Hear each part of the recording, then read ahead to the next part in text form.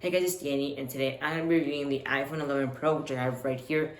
Today I'm going to be reviewing this thing to see how good this thing does in 2022. So you should keep it if you still have one. Should you upgrade it to the new iPhone 13 or should you wait? And I'm going to be reviewing the camera, the battery life, and overall all the specs of this thing. So without further ado, let's get right into the new review.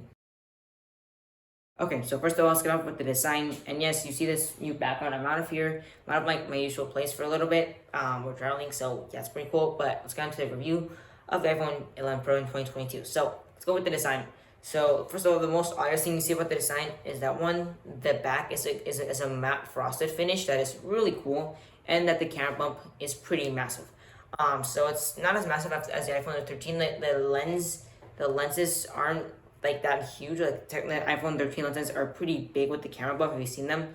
This one doesn't reach that much. This is the Pro model, so it's 5.8 inches, which is a very small phone.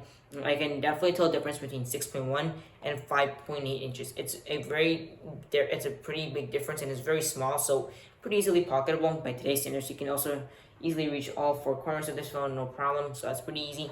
But the camera bump here is pretty big. So here, like Apple cut out a piece of glass and like implemented the lenses on here, so it's like a little optical illusion, I guess, since it's not a flat, it's like cemented upon, so it's kind of weird here. It doesn't take up like the entire half, but it is pretty big in person, especially if you see the Pro Max model. The Pro and the Pro Max have the exact same sensors, unlike the iPhone 12, which had different sensors for the Pro and the Pro Max. So that is pretty good. So the iPhone 11 Pro and the Pro Max will share the exact same sensors, so you're not really losing any Wi-Fi here. And it is 4G, not 5G, just to keep that in mind. It's just 4G LTE max, and you can see some bandwidth here, some pretty out of line shapes of the bandwidth, so just keep that in mind. But it's pretty good. Designs here, and it's frosted, so it's not gonna slip out of your hand, and I can definitely tell the difference with the matte than with the glossy. With the glossy, it's always like slipping out of your hand. The rails are stainless steel. I'm pretty sure they're like a steel color, and they are very slippery. So you gotta be aware of that. But with the back being so matte, it feels okay, and overall it's pretty good. The back being like this, very nice. And also, if you're holding it left-handed, your index finger will probably always be like this, since the phone is very small. My hand is literally the entire part of the phone, so you're gonna be like this. Probably it's gonna be right about here like this. So just be aware of that. You're gonna get tons of fingerprints on the iPhone, and you have to be constantly wiping them off, or else your photos will look very like fingerprinty and blurred. So and nobody wants that type of photo. So just be aware of that. And cleaning lenses are much harder than just cleaning one lens at a time. So if you like to clean the entire batch, it's going to be much more annoying. But just be aware of that. But the thing is matte, and it hides a very nice, doesn't get any fingerprints. And I think this is the midnight green. There's space gray, midnight green, white, and I think there's like a space gray. So there's 4 colors for the Pro, not 6 with the iPhone 11. But it's pretty cool. So you have here, this will probably get some scratches if you don't use a case. Just be aware of that. But overall, I think that this iPhone design is pretty good. So the notch is still there, and you can see it. And the bezels here are pretty small. The chin is pretty minimal. So of course the bezels are bigger than 12 and the 13, but they're not that big. They're pretty decent, and the chin isn't as wide. Of course, if you get the iPhone 13 Pro or the iPhone 11 Pro Max, or if you had it, the bezels are pretty thinner, and also in the 13 and the 12 are way thin, since they're squared off and not rounded. But overall, the design is pretty good. The notch is still there, but once you get used to it, it practically goes away. It's not that noticeable. So once you keep using this for a while, you'll probably get away of the notch, so it won't affect you. So overall, the design is pretty good. Although this does look like a little bit of a stove. Okay, now let's get on to the display, which is pretty important part of the phone, right? You look at the display a lot, and what does this thing have to the iPhone 13? I'm comparing this to iPhone 13, since that's like what the newest model is right now. I'm also you gotta keep in mind the Pro or the 14, but overall, if you have this, should you upgrade? Well, that's like comparing it to 13, because you might look into a 13, or you might want to wait. So that's why I am just comparing it to 13. So for the display, this iPhone 13 Pro, 11 Pro, and the 11 Pro Max come with the Super Retina exterior display, which is just a fancy way of just saying the old displays, that these are old displays, and that they're very good. The colors are very accurate. They're really nice old displays. They go to 800 nits of max brightness, with typical brightness like this, and it's very viewable outdoors too, since the outdoors is very viewable, and also indoors is pretty good too. And for HDR content, which supports HDR10, not HDR10 plus, just HDR10, this can go up to 1200 nits of max brightness when watching HDR content. So like editing a video in HDR, with this iPhone do not support shooting video. That comes with the 12 and the 13. You will get some pretty nice video footage of this. You'll get some pretty nice colors. This OLED display is great. It's pretty good. It has a resolution of roughly 1080p, 1180, but it's 1080p practically. This display is nice and sharp. It has 49 pixels per inch, so it is very nice and sharp. If you pixel peep, you can definitely tell that this has pretty good color. So this display is very nice and it's really good. And I can definitely tell the difference between 720p and 1080p. 720p, like the iPhone 11 or the XR, has just very just not so crisp displays. But with the 11 Pro, you have like better displays on it, and so you can get more accurate colors and just overall better pixels. And this is an OLED. The iPhone 11 comes with an LCD, so just keep that in mind. But I think that the display looks absolutely great when watching content and everything. It looks pretty good, so that helps a lot on the display. And it's 60 hertz, not 120. But thanks to the A13 Bionic chip, this thing still feels fast. And I have used an iPhone 13 with an iPhone with an A13 Bionic chip.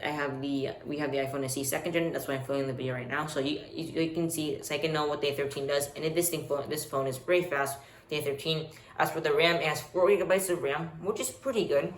And the A13 does a pretty good job on the performance side. So it is excellent, and it is excellent in every way. So you can play games. It has a good dual core. It has good graphics card, and all the performance is very good. So display and the performance are very good parts of this phone. A13 is great for taking photos. It captures them fast. It opens the camera app very fast and very easy, and then you can easily access all of the camera like this.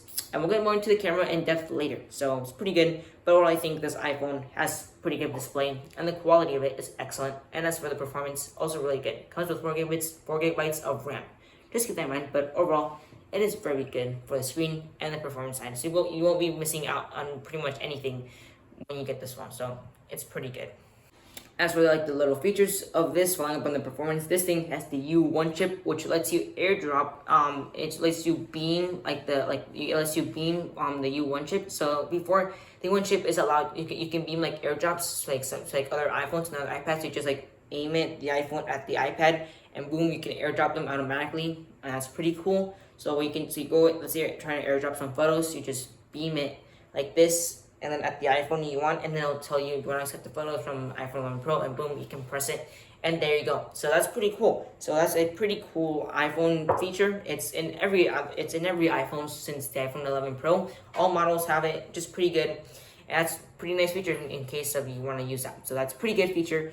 There's little features there in here. It's 60 hertz, and the U1 chip is nice, and it's pretty good. That's a pretty nice feature. So you can just beam at pretty much any iPhone or iPad that supports airdrop. That's pretty cool too.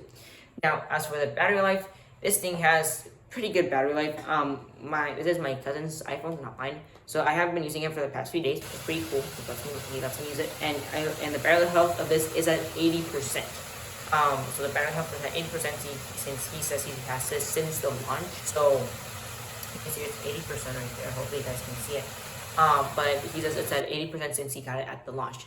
And he says that the battery life is pretty good. It lasts him a full day easily since the Pro phones. And since these phones got rid of 3D touch, you don't have it anymore. Haptic touch allows him to have better battery life. And he says that it's still pretty good after 2 years. It lasts him about 6 hours every day. So if you're still on this, the battery life is excellent. He has this at 80% battery health. So he has used this a lot frequently, as probably myself. So it is pretty good, the battery life here. I could definitely say I've been using it for the past few days, and it has lasted me a good amount of time.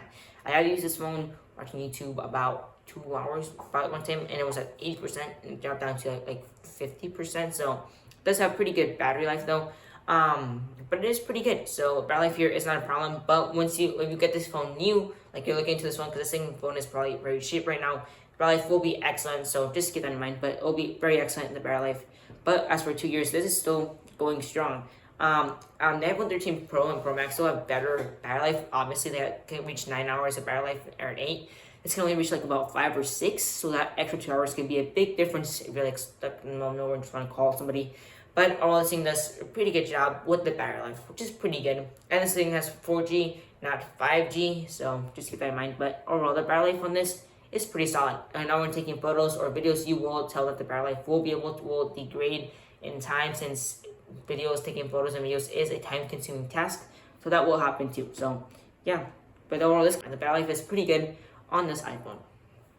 So this iPhone's camera system is one of the most hyped things about this iPhone 11 Pro and the 11 Pro Max. that this was the real first camera upgrade in years for the new iPhone. So how does it translate? How does it translate to real life in 2022? Well, cameras on this phone are pretty good. I have been testing and shooting these in various scenarios multiple times, and I can truly say that these cameras do offer pretty good. This iPhone style is pretty good, like the little eyes and like the little mouth. Those look really nice, but I can definitely say that this camera system is truly impressive. It's pretty good. It's awesome. You have live photo, which is always nice to have turned on because it's like little video style photos. Pretty good. You have portrait mode at a maximum aperture f 1.4, and you can actually take photos of non-human subjects with this phone, which is pretty good. You can use the main camera or the telephoto, which is pretty good. So if I want to take a photo, like I say on my mic right here, I can just have the telephoto right here or anything else, and I can just get it just like that. So that's pretty good. The phone here is pretty good. So like the camera is excellent. You can do portrait mode just like that. And with this iPhones, you had a brand new feature called night mode, which other competitors nowadays still have, which is pretty good. So it turns on automatically when it thinks it's dark enough. It's not manual. That's not so pro, but okay. The newer iPhones like the 12 and the 13 do have night mode automatically on, and they have it like, and you can set it on whenever you want. But with this iPhone 11 Pro, you can't do that. As the phone has to automatically detect when it is and when you can turn it on when it doesn't want it off. So with new iPhones, you can turn it on and off even if it's daylight. With this one, you cannot do that.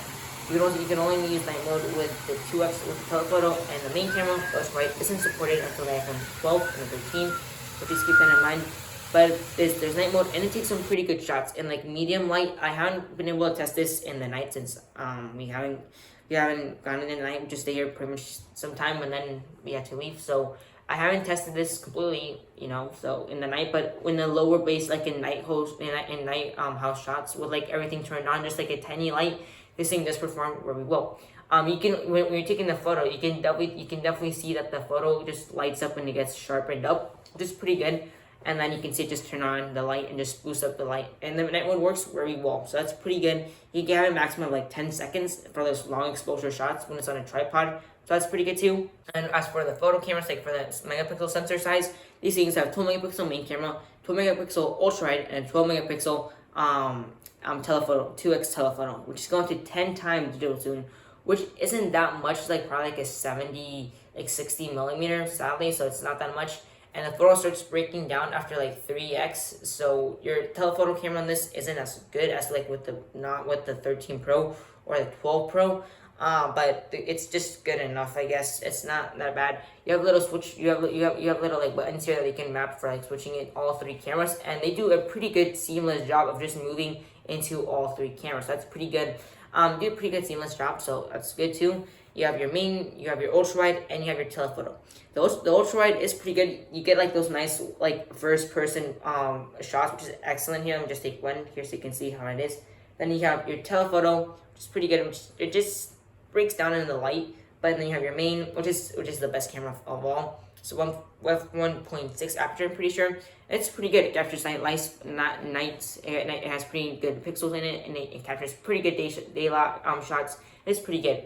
As for the front-facing camera, this is 12 megapixel depth sensor with sports Face ID, and which is pretty good. And so you can zoom in. You have a new toggle, which is like a little bit wider for more people want to fit in the frame. So that's pretty good. So you can go like this. And here's the selfie camera. We'll actually do in this type of condition. Pretty good. So I think it's very good too. And you can record up to 4K 60 on this camera, which is pretty good, to be honest with you. It's pretty nice to have a front-facing camera that can do 4K 60. And it'll look great when it's in broad daylight, so that's pretty good. We also have slow face, weird name. That's slow motion for the front facing and the back camera, which is pretty good. But front facing only gets HD 120 FPS, not 240, but still pretty good. You get your slow motion selfies, which is pretty good. And for portraits, they do a pretty good job. Of course, for the portrait mode, as I told you before, you can do non-human subjects, which is pretty good. So I think that is excellent from all of this. And for the camera and for the videos, of course, iPhones still have the best video, as I said before. And filming in this environment is pretty good. For iPhones, you need lots of light, and I worked in this outside, but it's very windy outside, so I can't. So I hope this video looks decent on your screen. I'm gonna try to like bump down the ISO. But iPhones usually have like the best video capabilities since they are pretty good on video. And the photos here are pretty nice and sharp. You get nice daylight, you get nice night mode. I'll go sometimes some night mode shots in there. They're pretty good. Photos look great from the ultra wide too. A little less sharp than the main camera. You can tell they're a little bit more soft, but they're okay. Video is nice and it is nice. It has nice stabilization. And all the camera systems on these phones are excellent. And with the battery life being this good, you can shoot around pretty much all day and you'll still be fine. Of course, but the battery life will degrade depending on your brightness and how much you use the phone. But overall, I think the camera here is pretty good. And as for in 2022, this iPhone is still really good. You want to upgrade to let's say you have like a 10, you want to upgrade and you don't have the money for the 12 or the 13, this iPhone 11 or Pro Max, whichever you want to go, is still a pretty good fit. It's excellent, it's awesome, it's nice. It's still pretty cool to have this iPhone. It's nice, it has nice design, it has triple cameras. It doesn't have the LiDAR scanner, but it's not that big of a deal. Like you can turn on the flashlight, it's pretty good. You get pretty nice flashlight on here, and it's pretty good. So I think the iPhone 11 Pro is definitely a go in 2022. If of course you want a better model, you can go for the iPhone 12 Pro, which is still better than this one, which has a new design. But this phone is still pretty good. So I definitely recommend it in 2022. That's about it, guys. Thanks for watching. Go follow my Instagram, _78. Thanks for watching. Subscribe to the channel, and I'll catch you guys in the next video.